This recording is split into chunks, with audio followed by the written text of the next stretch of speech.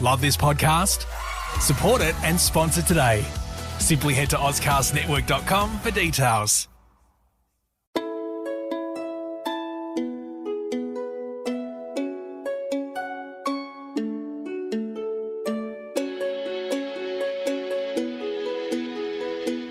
Welcome to Hong Kong Confidential. I'm Jules Hannaford and I'm your host. I'm an Australian woman and I've been living in Hong Kong for many years. I'm a mother, a teacher, an author, and I want to share my wisdom and the wisdom of others with you. Thanks for joining me, and I hope you enjoy the show.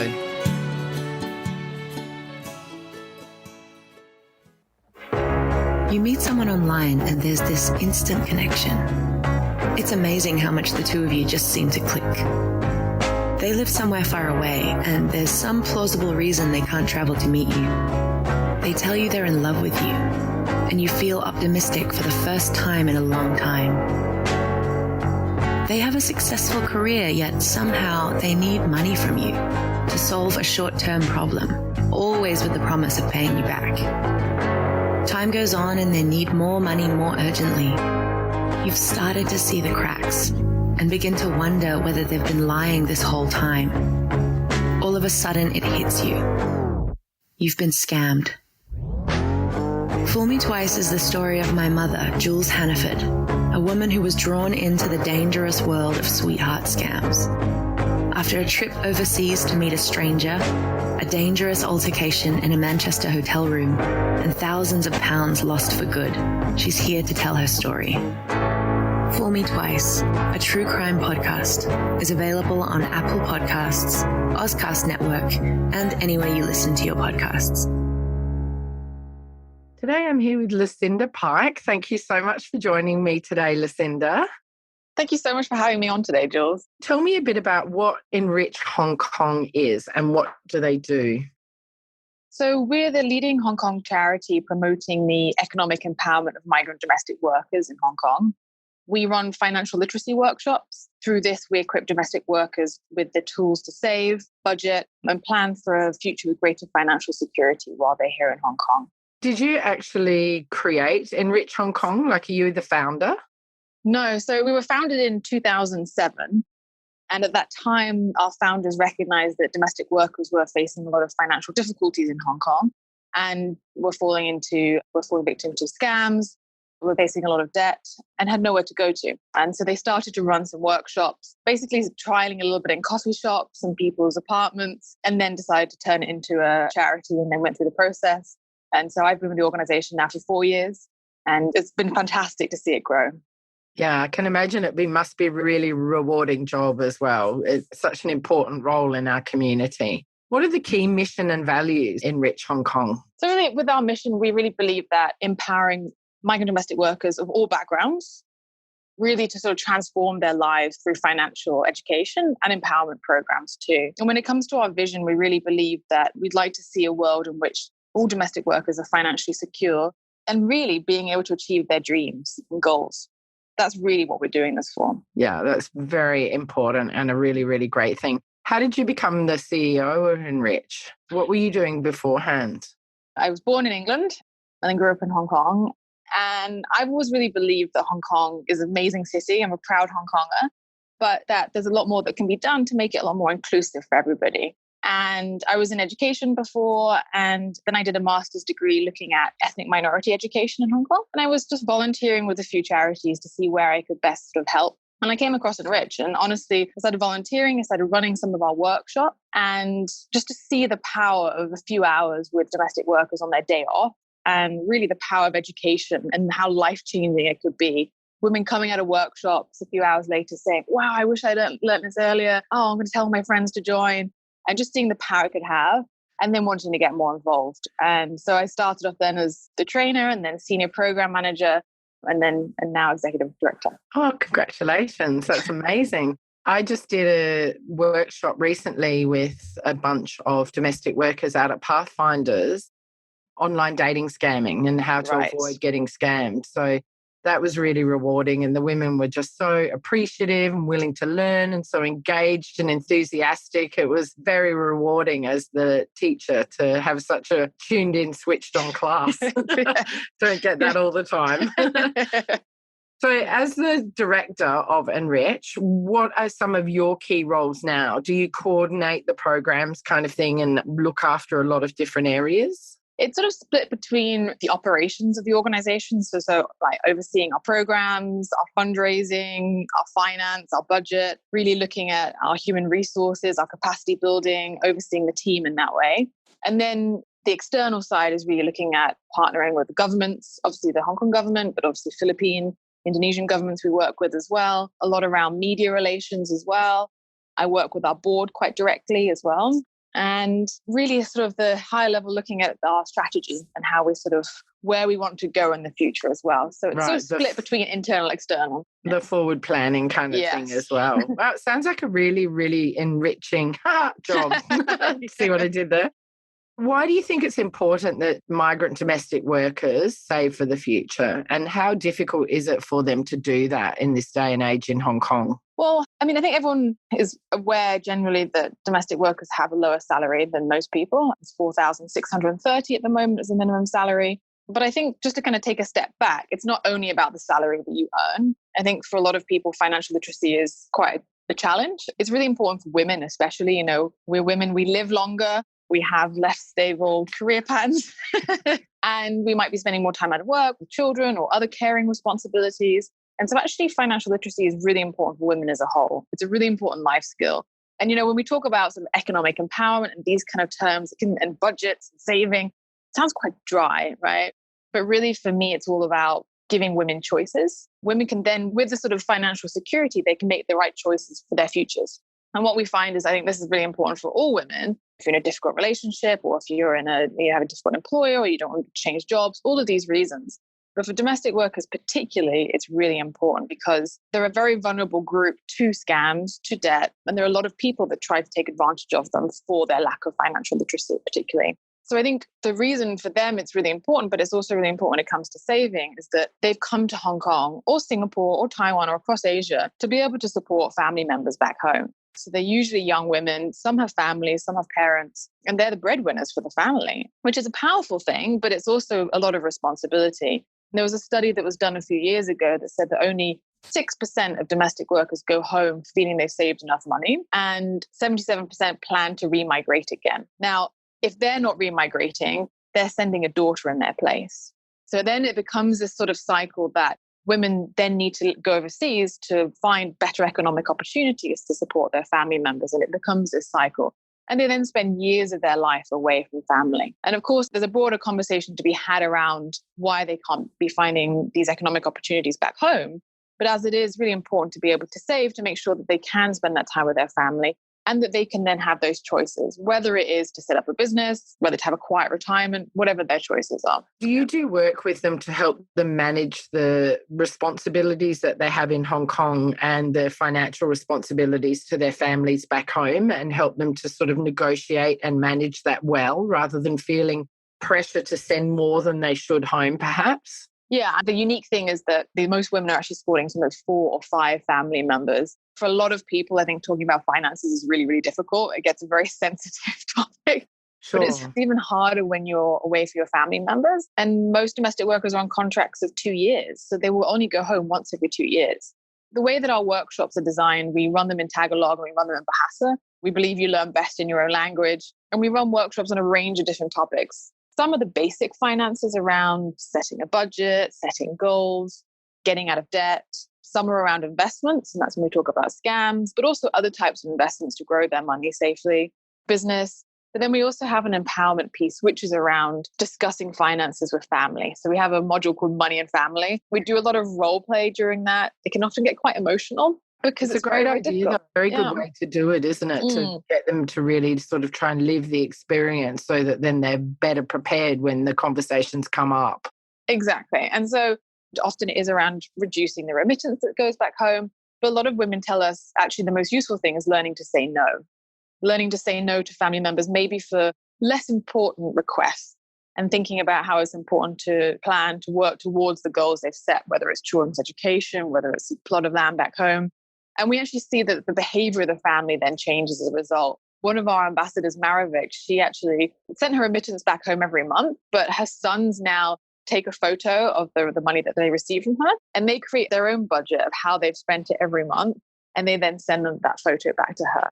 Oh, so she's really disseminating what she's learnt down to her family, and then they're really showing her what they've learnt from her. Isn't that great? Yeah, that's really good.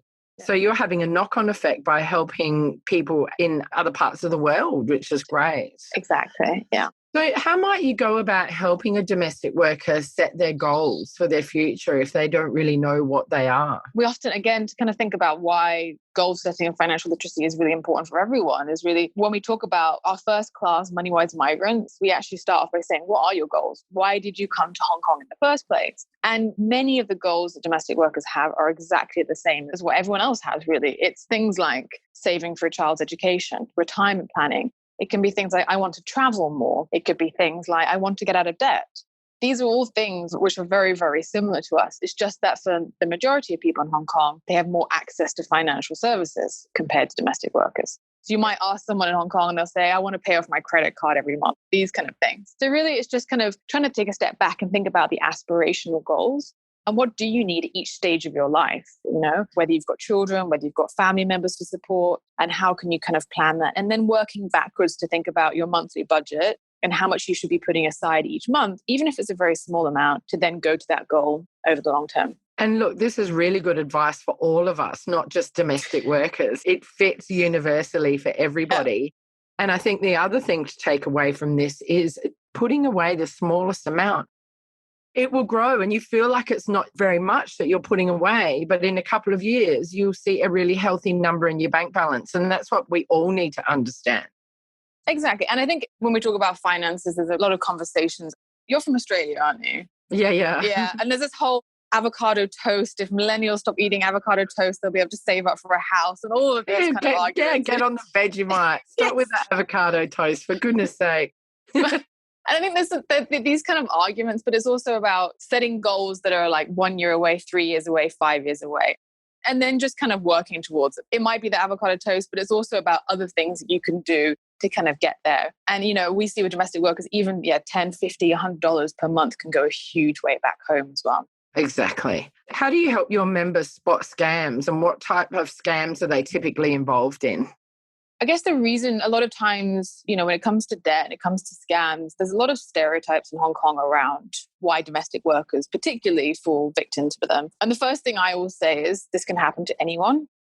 Even very, very public cases in Hong Kong. A woman, I think it was last year or the year before, transferred 180 million Hong Kong dollars to a man she thought was a British engineer. So it really can happen to anyone. I think the challenge for domestic workers is because there's romance scams and scams more generally, because there's a lack of opportunities for them to invest their money in Hong Kong safely. There's no MPF for domestic workers, and there's no form of retirement planning. Domestic workers cannot really invest in stocks or bonds or shares or other means. So when someone comes along and says to you, look, $4,630 a month, if you give me $500 per month, I'll give you 20% returns. Come on. Just come on. It's a really good idea.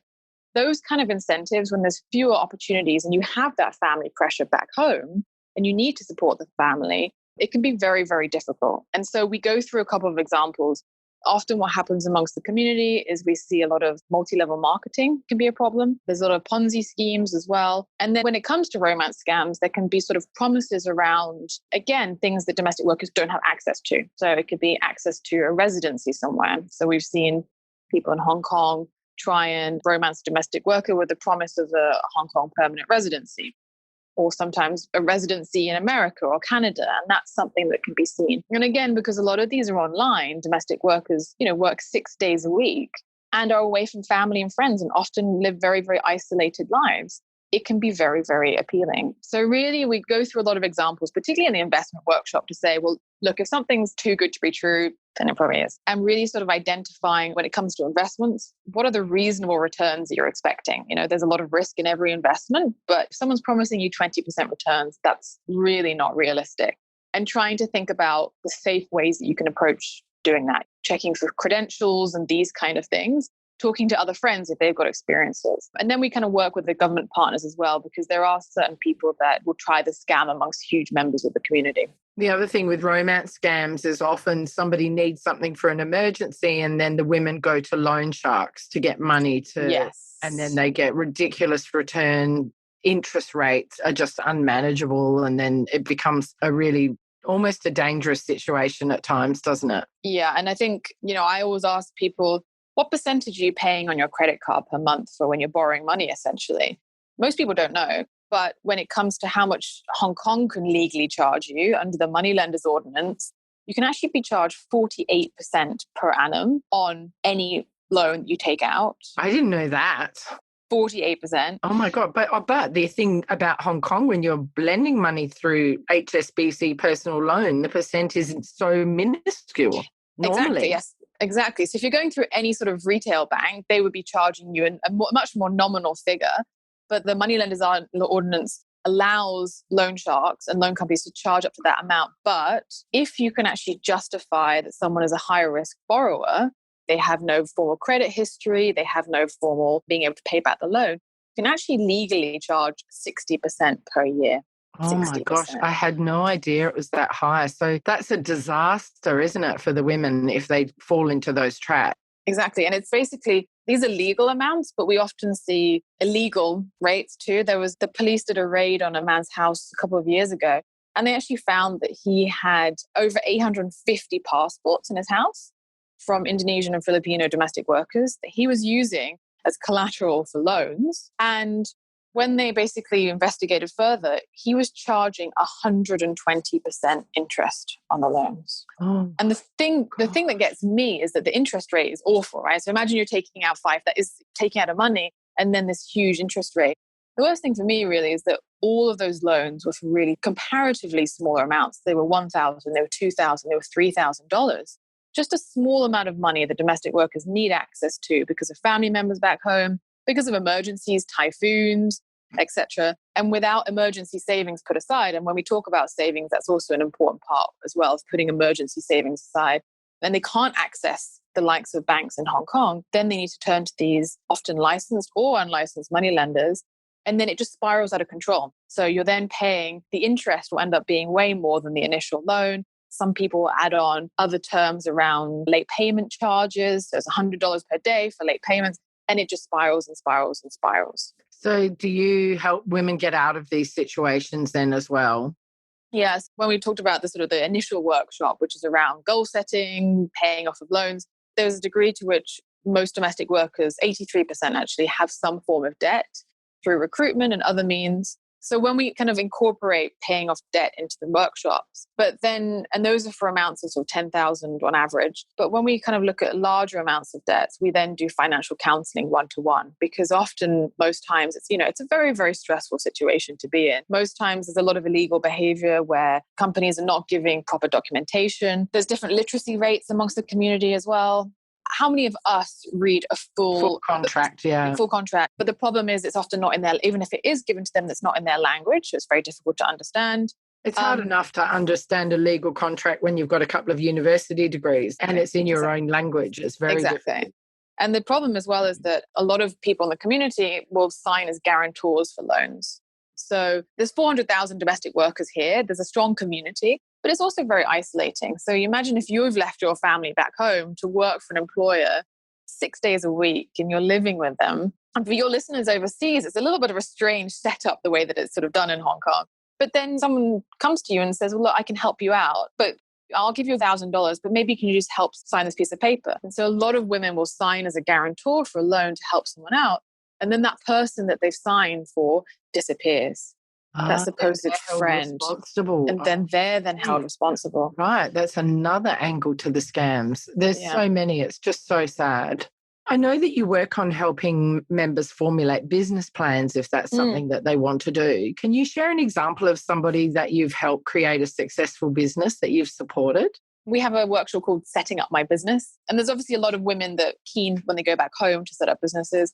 And it really depends. Some women do these sari sort of grocery shops. Some women set up, we've got one of our ambassadors is going back home to set up a travel business in the Philippines. Another one of our ambassadors, Nyoman, recently returned to Indonesia to set up a catering business.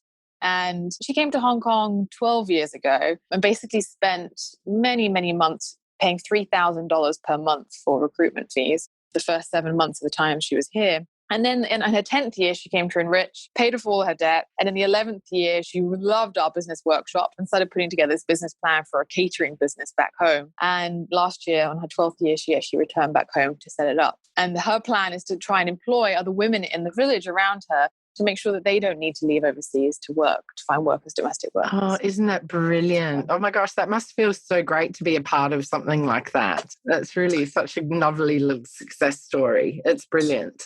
And to me, actually, the most amazing thing was that her employers were a Hong Kong Chinese family, and she was looking after the elderly grandmother. And she'd been with them for many, many years, and the family were really upset. They were crying when she left and said, "How can you leave? You need to help us find someone." And she basically said that all the support they'd given her. And it turns out that they had actually invested in her business. They'd given her some of the startup money that she needed to set up the business. Oh, isn't that great? So it's, I mean, not to say that every employer needs to do that, but it's an example really of how this can be a sort of a mutual relationship. She's provided such solid care for the family for so long. And actually, when she was leaving back home to Indonesia, the family said, "You need to help us find someone," but she has to have graduated from Enrich's program. So I want someone who's financially literate. So that's also a nice sort of trickle effect. And I think it also just goes to show how domestic workers in Hong Kong really can become a part of the family for a lot of people. And they really do. Yeah. I know there are some terrible stories of people not being looked after and treated well, but there are many that are, which is great. You mentioned about recruitment fees. Did you say $7,000 for 7 years or something? So she was paying off $3,000 per month for the first 7 months of the time that she was here in Hong Kong. Why is recruitment so expensive? I had no idea that they had to pay so much to actually get their jobs in Hong Kong. This is one of the reasons why levels of debt starts from. So there's often stereotypes in Hong Kong that domestic workers fall into debt because they're shopping too much or they're sending too much money home or whatever. But they're in debt because they just came to work here and they've got their recruitment costs. Correct. And so often what will happen is, it depends on, there's slight differences between the Philippines and Indonesia, but generally what will happen is if a woman wants to look for work overseas, she'll need to go through a recruitment agency. And research has found that there's an average amount of 15,000 Hong Kong dollars worth of debt the domestic worker arrives in Hong Kong with. Now, that can spiral out of control for many, many reasons. Often the loans will be taken out in their name for things like the training fees for them to come to Hong Kong. There's fees for purchasing passports and a whole range of other reasons. And often many of it is really sort of illegal. There's a lot of great organizations now that are trying to work to actually reduce the recruitment fees completely for domestic workers because they should not be paying to find a job. No, the employer should be paying these fees. Exactly. But the problem is the employer is also paying. And so when the relationship breaks down, there's a lot of recruitment agencies that then benefit from the relationship breaking down because then they'll be able to profit from another domestic worker coming to Hong Kong. Oh, I see. Right. And there's a lot of in between. Imagine if you're an Indonesian woman in a village and all the young women in that village are all going overseas to work as domestic workers to Hong Kong, to Singapore, to the Middle East. If you don't go overseas, you're not supporting your family. There's a real cultural pressure there too. But to even think about physically how she's able to then come to Hong Kong, there's often a broker that goes between villages. They'll take a cut of money. And then she then goes to the training center in the largest regional town. Then she'll be there for a couple of months. Then they'll start charging her for that. So there's many layers. So many layers. Then they'll charge her for her passport, for the flight ticket, and she hasn't even started earning yet. So you can imagine by the time she comes to here, then she's already got this debt to pay off. And sometimes some recruitment agencies will tie her up with a lending agency. So there's a loan that's already been taken out in her name without her consent. And then the family back home thinks she's in Hong Kong. So she's suddenly a millionaire, right? Because Hong Kong's such a wealthy city. And the family need the money back home. So while she's then paying off this monthly amount to the recruitment agency, she then needs to be able to support the family. And so with many, for example, the case I mentioned earlier of $3,000 per month, 7 months, $4,630. You only need $1,600 and she's still got to be able to live as well. Exactly. So it's frightening, isn't it?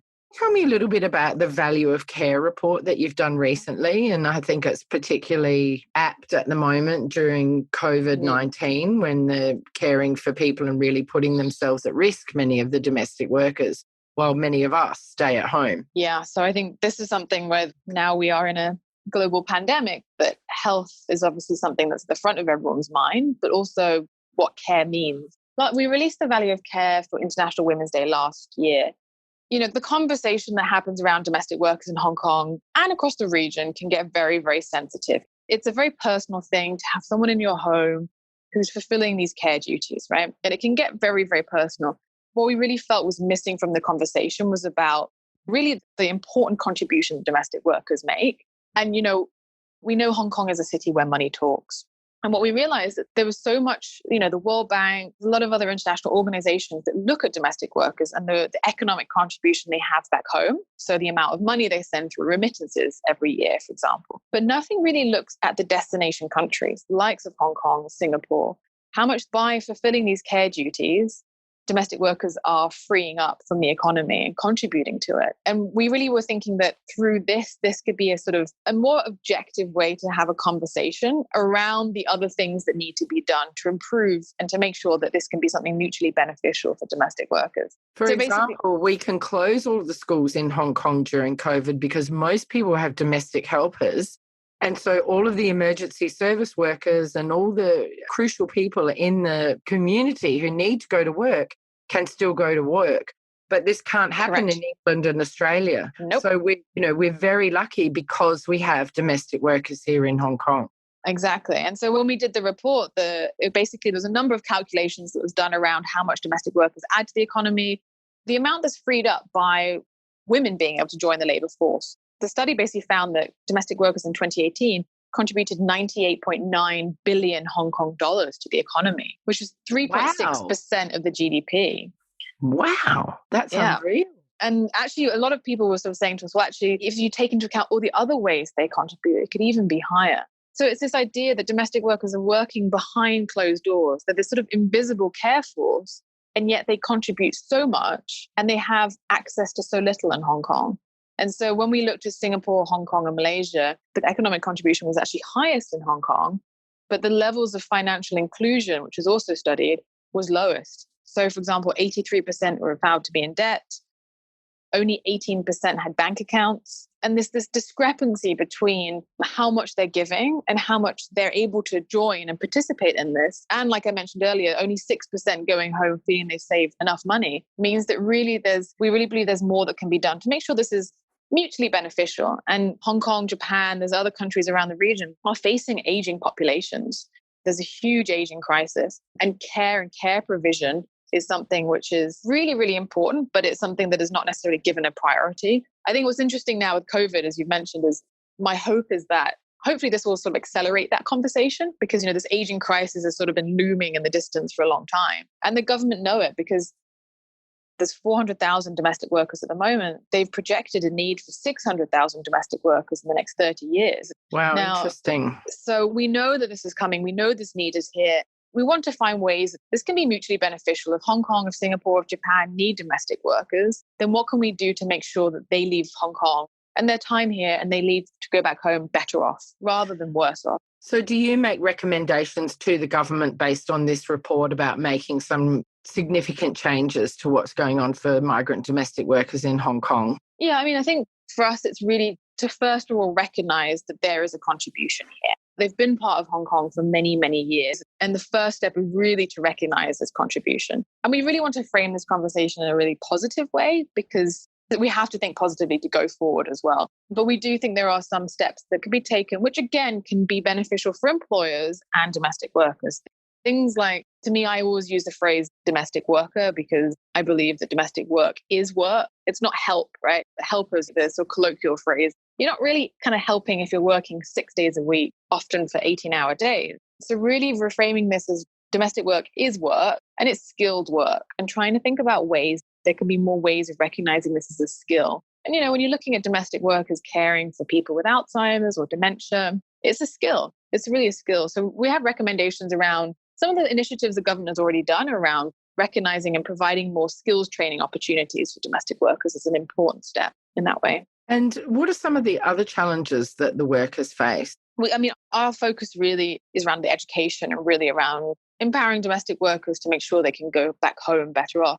Of course, there's a lot of situations at the moment around there's labor conditions, hours, like you said, hours. 18-hour days. Yeah. So there's no regulation, is there, on how many hours that they can work? Well, I mean, in theory, there's a lot It's 7 to 7, isn't it? Yeah, I mean, it's often a very grey line. And we have a lot of partner NGOs that work a lot around these sort of labour issues. So I think there's a lot of issues around labour conditions, living conditions, which are obviously difficult for Hong Kong as well, but disproportionately affects domestic workers. And I think really at the moment as well, those have been ongoing problems for domestic workers. But I think at the moment, COVID-19 is also disproportionately affecting domestic workers too. In that they have to still interact with different people and not safely protected as we can be. Correct. We've seen many domestic workers who honestly are absolutely exhausted because they haven't been given a day off. From many who've had to pay for masks. We had one domestic worker who said, I had to pay for my own box of masks. And my employer said I had to wear them the whole time and paid $250 for a box of masks.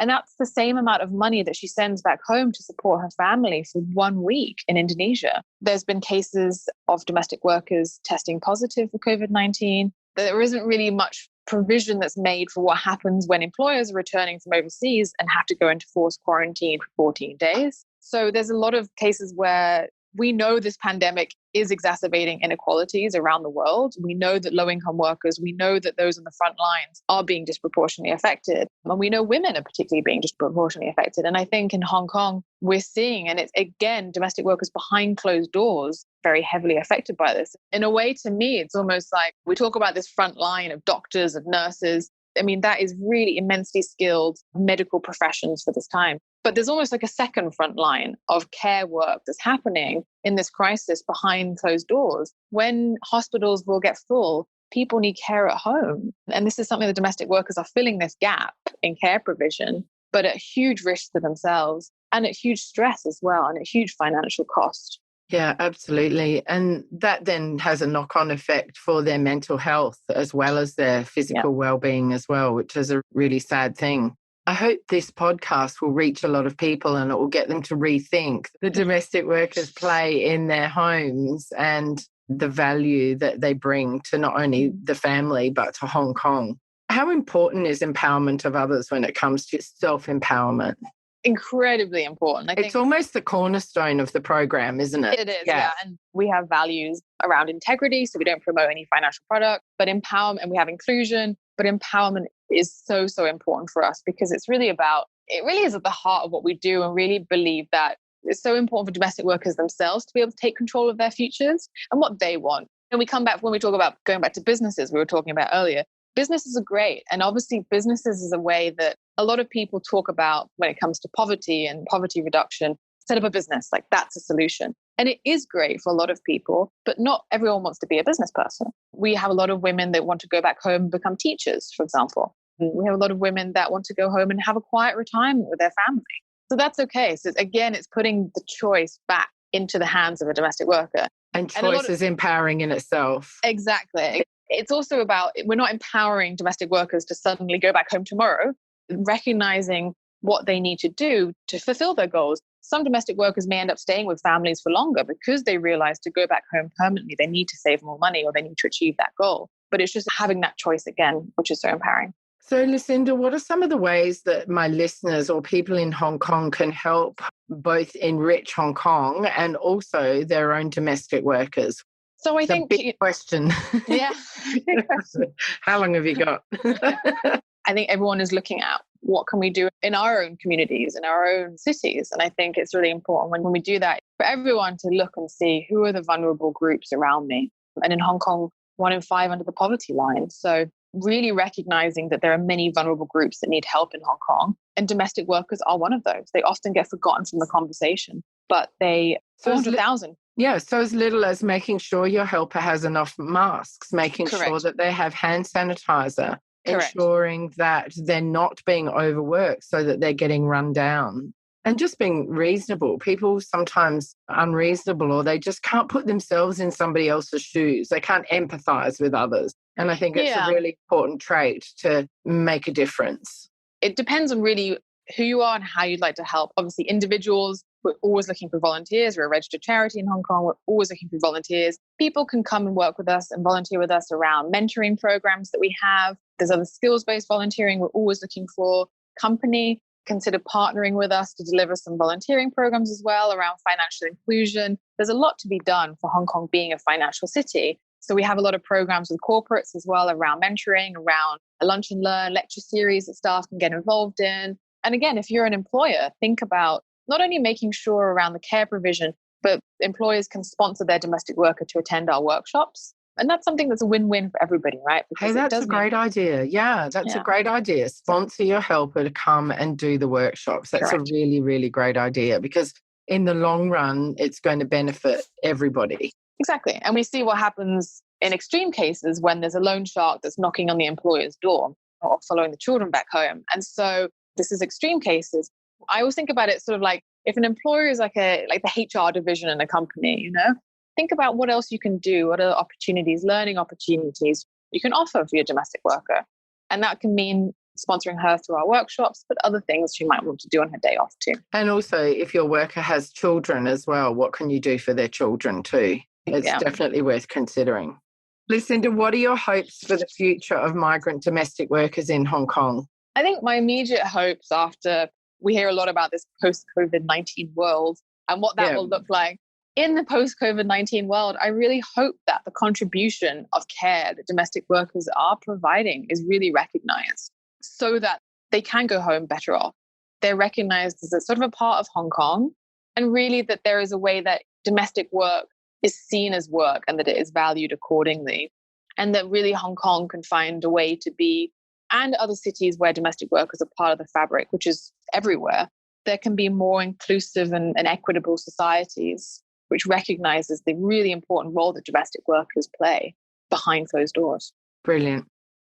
Thank you so much, Lucinda, for all the work that you're doing with Enrich Hong Kong. It's just a brilliant charity and such a really important one for our community and for the domestic workers. So I'm really, really impressed. Thank you so much for sharing your insights and your wisdom with us on this whole topic. I think it's very, very enlightening. There's a load of stuff that you've mentioned that I was not aware of, especially the statistics. So thank you so much for coming on the show. It's been a real, real pleasure to talk to you. It's been great. Thank you so much for having me, Jules.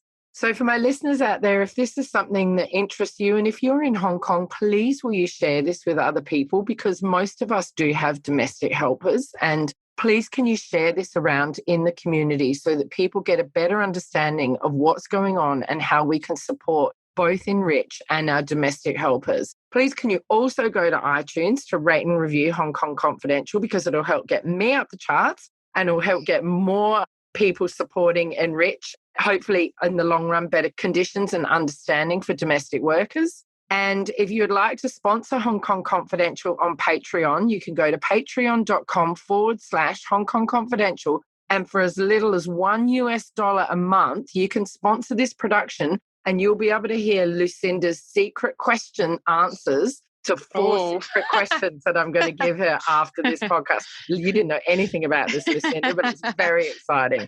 So we're going to sign off here from the main podcast, Lucinda, and then we're going to head on over to Patreon. So for my listeners, come and join us in Patreon. You can hear Lucinda's answers and also the answers to the last 20 or 30 guests that I've had. Okay, thanks a lot, Lucinda. Jules. It's been brilliant. Thanks, Jules.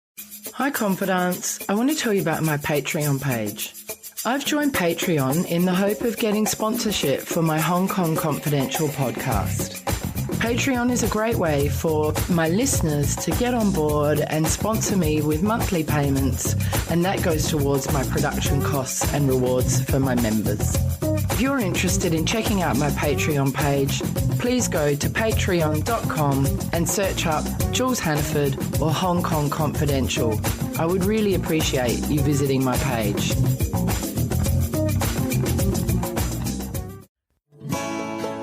So that brings us to the end of another Hong Kong Confidential podcast. I'm Jules Hannaford. Thanks for joining me, and I hope you'll be with me again next week. If you enjoyed today's podcast, please can you go to iTunes to rate and review it. I would really appreciate your feedback. You can email me at jules@hongkongconfidential.net, and you can find me on Facebook and Instagram at Hong Kong Confidential. If you'd like to hit me up on Twitter, it's at Jules Hannaford. I would love to hear from you.